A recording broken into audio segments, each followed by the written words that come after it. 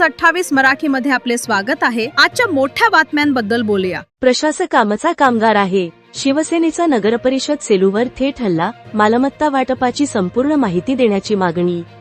सेलू प्रशासकीय काळात नगरपरिषद सेलूच्या मालकीच्या दुकाने, मोकळे भूखंड व इतर स्थावर जंगम मालमत्ता कोणाला आणि कोणत्या अटीवर देण्यात आल्या यांची संपूर्ण माहिती तात्काळ जाहीर करावी, अन्यथा तीव्र आंदोलन छेडण्यात येईल असा आक्रमक इशारा शिवसेनेच्या पदाधिकाऱ्यांनी दिला आहे।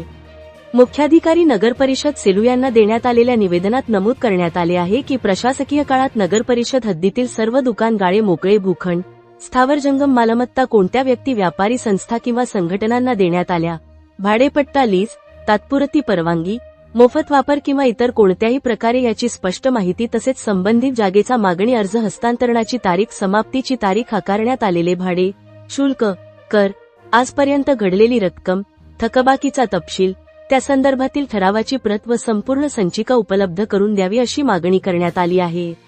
नगरपरिषद ही सेलू शहरातील शेवटच्या नागरिकांच्या मालकीची संस्था आहे, सध्या कार्यरत असलेला नोकर आहे आणि लोकप्रतिनिधी सेवक आहेत हे त्यांनी विसरू नये अशा शब्दात संताप व्यक्त करण्यात आला।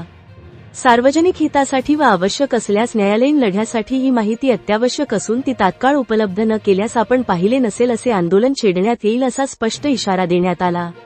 निवेदन देताना शिवसेना तालुका प्रमुख पवन घुमरे यांच्यासह सचिन घाडगे, अभय महाजन, राजू सोळंके, अर्जुन बाविसे, रोहित चंडेल, आदित्य अंभोरे, सतीश कापसे, विठ्ठल कोकर, गणेश भिसे, कृष्णा वाघे, ज्ञानेश्वर गोलांडे, सोनू चव्हाण, श्रीनिवास उघडे आदी उपस्थित होते।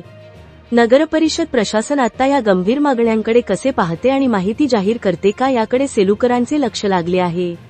परभणी जिल्हा ब्युरो चीफ उत्तम लोखंडेची रिपोर्ट।